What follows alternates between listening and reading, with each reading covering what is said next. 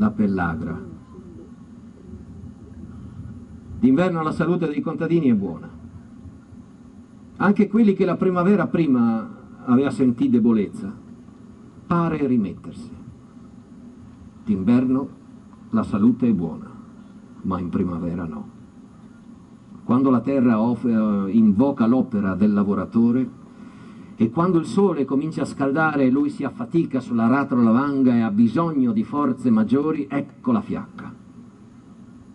L'apparenza ancora forte, le gambe fa Giacomo, le braccia, la potenza di una volta, dove è andata, dove è andata?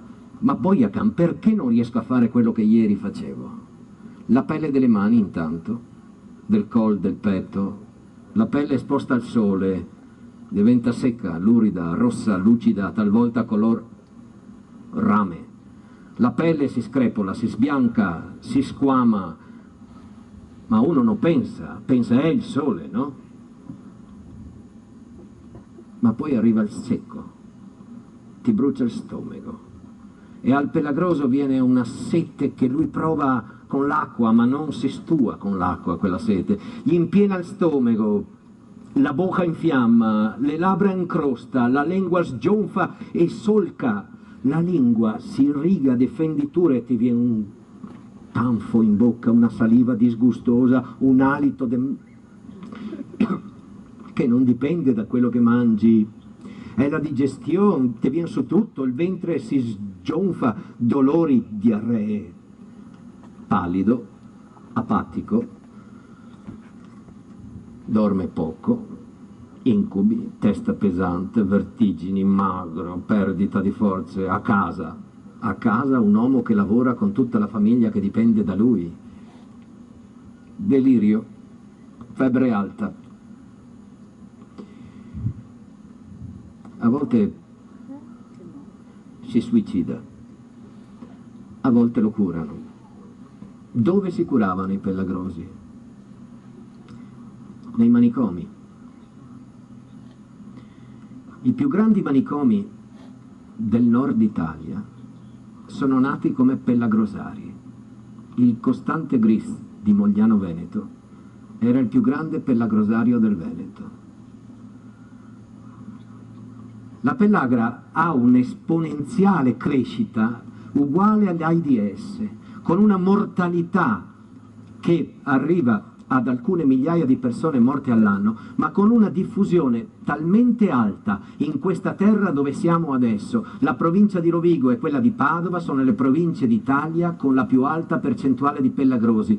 La crescita di questa malattia arriva fino alla prima guerra mondiale. Una consolazione: il 67% dei coscritti alla leva della provincia di Rovigo non andarono alla grande guerra riformati perché pellagrosi, ma erano in manicomio. Come si cura la pellagra? Fecero di tutto per curare la pellagra. I medici, i più grandi, inventarono cure terribili. Questa gente veniva torturata. Gli facevano bagni, gli facevano sabbiature, gli facevano cose che diffondevano la pellagra su tutto il corpo. Non riuscivano a curarla, perché la pellagra non è un virus, non è un batterio, non è una cosa che ti prendi. La pellagra dipende da quello che mangi, basta smettere di mangiare quello che mangi o metterci accanto qualcosa di più ricco e ti passa la malattia. Chi ha curato la pellagra? Non la medicina. La curarono le leghe contadine. Le leghe contadine, quelle raccontate in Novecento, quelli che cominciarono a incrociare le braccia, a fare gli scioperi per ottenere qualcosa da mangiare in più, per ottenere il diritto di tenere il mascio. Perché se tu avevi famiglia, la tua terra, un po' di carne ce l'avevi, avevi il tuo orto, avevi il mascio, avevi un po' di bestie da cortile, ma se invece sei salariato, il padrone non ti permette di tenere un orto e meno che meno di tenere un mascio, perché consuma mais che va al mercato, perché tu sei pagato in mais e tutta la tua famiglia mangia polenta perché il tuo salario è mais, è un bicchiere di vino. Quando questa gente fa valere i propri diritti, rovescia i municipi, e questa cosa non accade in pochi posti, accade nell'Emilia Romagna ma anche nella Bassa Veneziana, a San Donà del Piave, accade nel Rovigotto, accade perfino nella pedemontana della provincia di Treviso, che siano bruciati i municipi dai contadini incazzati. La risposta è quella di creare mense popolari, la risposta è quella di creare dei posti dove chi ha la pellagra può andare a mangiare in piazza. Cosa succede? Gli danno la bistecca, l'insalata, il vino, il pan e lui può mangiare, lui che ha la pellagra, non la sua famiglia. Tutta la famiglia va a vedere, dai papà, magna papà. Al pellagroso è vietato togliere del cibo a se stesso per darlo alla famiglia, perché per guarire deve mangiare lui, è quasi disumano. Ma questi trattamenti guariscono dalla pellagra. La pellagra non è la malattia del mais, è la conseguenza della monocoltura del mais su tutta la pianura padana, cioè di una scelta economica che veniva prima di quella della gente. Tu avevi un mondo, il primo Veneto, che si stava cancellando in questo modo. In qualche modo, attraverso dei traumi, però, quel Veneto agricolo è arrivato fino a noi. Fino a noi sì, dopo di noi no. Com'è il secondo Veneto lo descrive benissimo Turri, il geografo. Dice: se il primo Veneto si è fatto di strati, ce n'è anche uno di pellagra, ma ci sono tutti gli strati, quelli antichi, quelli dei Romani, quelli della Serenissima di cui parlavo prima, quelli dei monaci che facevano le loro bonifiche in certi territori. Il secondo Veneto non va a strati, ma è una colata. Quando io vedo un prefabbricato, di solito la mia testa scatta, quando vedo un prefabbricato penso al Friuli, al dopo terremoto, all'Irpinia. No, l'Abruzzo è diverso perché non li hanno voluti i prefabbricati, li hanno usato un'altra tecnica, ma in qualche modo per me l'idea del prefabbricato era l'idea di una calamità. In Veneto no, i prefabbricati non sono arrivati dopo una calamità, sono la calamità. Sono una colata che in pochissimi anni va sopra tutti gli strati che c'erano prima, che non si vedono più. Non possiamo certo dire che il cemento ha coperto tutto. Dove avete il culo?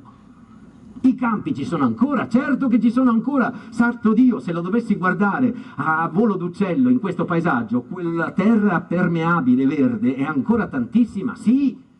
Ma siccome quell'altra non ha confini certi e si è ramificata, sparpagliata, tu non capisci più dov'è la città e dov'è la campagna. E allora questa confusione qua nella testa ce l'abbiamo un po' tutti. È questa percezione del paesaggio come di una colata successa in pochissimo tempo. Ecco, io su quello, sul secondo Veneto, avevo già fatto uno spettacolo, il Bestiario Veneto. Più di 10 anni fa avevo fatto quello spettacolo. Per provare a raccontare questa roba qui, per provare a raccontare dei miei ricordi di questo cambiamento. Per esempio, come lo conosco io sto Veneto? Io sono cresciuto a Treviso, però la mia famiglia era di Belluno. Allora andavamo a Belluno a trovare il resto della famiglia tutti i sabati e le domeniche, in treno, perché non avevamo la macchina. In treno per andare a Belluno ci sono due strade da Treviso, o via Montebelluna Feltre, o via Conegliano Ponte nelle Alpi, che è più corta. E allora si andava soprattutto via Ponte nelle Alpi. Poi abbiamo preso la macchina, allora non andavamo più in treno, no, andavamo in macchina. Anche in macchina ci sono due strade, via Conegliano Ponte nelle Alpi, via Montebelluna Feltre. Solo che dalla parte di Ponte nelle Alpi, se vai via Conegliano, c'era un passo altissimo, spaventoso, pericoloso, chiamato Fadalto, che adesso si guarda passando dall'autostrada. Ma il Fadalto, se lo facevi, era un terrore. Mia mamma, ogni volta che lo affrontavamo, speriamo che non troviamo il camion, perché il camion significava non sta a sorpassare,